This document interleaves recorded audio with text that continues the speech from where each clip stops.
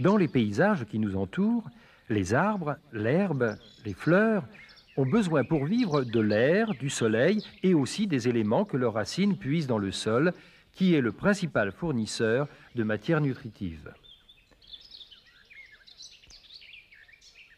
Mais dans certains endroits, ce sol bienfaiteur est absent ou bien incapable d'apporter ce dont la plupart des plantes ont besoin.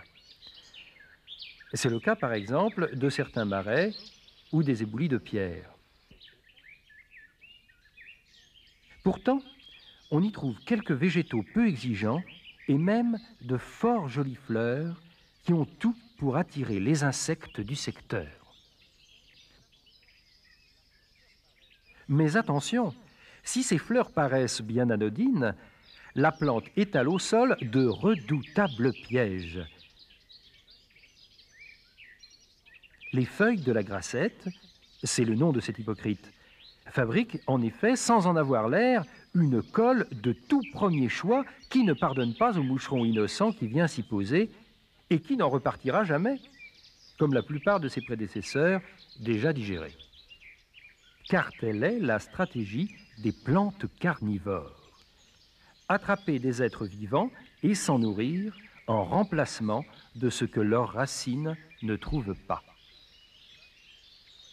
Dans les tourbières de montagne, l'eau acide et froide qui stagne en permanence rend également la vie végétale particulièrement difficile. Seules certaines mousses un peu spéciales, les sphègnes, peuvent proliférer à leur aise. C'est sur ces mousses, dans ce lieu inhospitalier, que s'installe une autre plante carnivore, la Drosera ou Rossolis. Cette famille de plantes possède de curieuses feuilles rondes, ovales ou en ruban, couvertes de poils rougeâtres plus ou moins longs et terminés par un petit renflement. Chacun de ces poils minuscules est destiné à fabriquer une petite goutte de rosée brillante, du plus joli effet, capable en plus d'attirer les insectes des alentours. Mais là encore, méfiance, car ce joli tapis rutilant s'avère être encore une fois un redoutable guet-apens, et cette araignée n'a sans doute jamais imaginé qu'elle tomberait un jour dans un piège plus gluant que sa propre toile. Malgré les apparences, en effet, la lutte est bien inégale entre l'insecte et les dizaines de tentacules poisseux qui le retiennent prisonnier. Bientôt la proie est neutralisée et toute résistance est désormais vaine. Très lentement, les poils se sont refermés sur la victime. Et grâce à un suc digestif, les chairs sont liquéfiées puis absorbées par la plante qui ne laissera que les parties dures du cadavre de la mouche. Originaire d'Amérique du Nord, la sarracénie a une autre technique de piégeage pour se procurer les sels minéraux indispensables à sa croissance.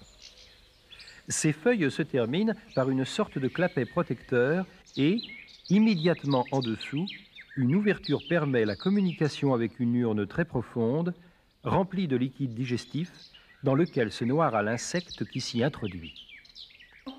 Chez d'autres espèces, comme la dionée, en revanche, on ne cache pas ses intentions prédatrices.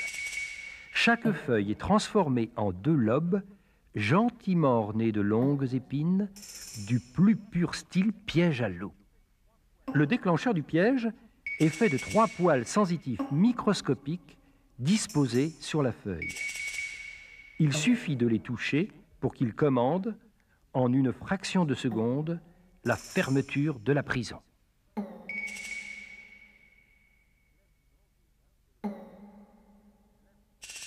Là encore, l'imprudence des uns fait le bonheur des autres.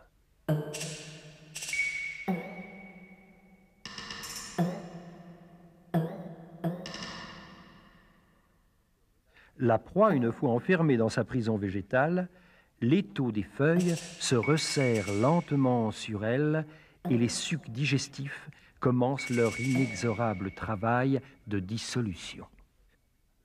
Malheur donc à l'insecte qui oublie que la plante peut parfois aussi être animale.